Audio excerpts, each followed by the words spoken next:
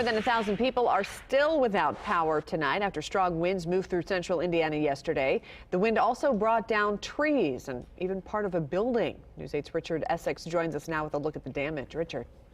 Well, with wind gusts greater than 50 miles an hour at times, it was tough to be outside and even harder when the wind found itself inside. Take a look at the top part of your screen. There's a small opening in the dome fabric and it opens up. And winds stronger than we have seen in a while ripped the dome apart in seconds. David Arrow shot this video of the players, coaches, and parents running for the exit. Everyone got out without injury.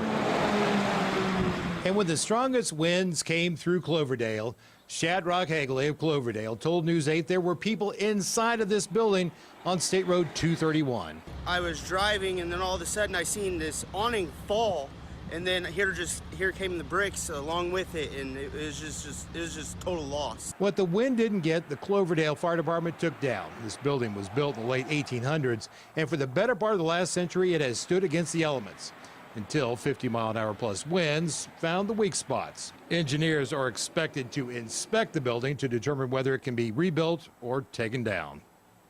The tenants of the building told News 8 that they are anxious to reopen. In the studio, Richard Essex, Wish TV, News 8.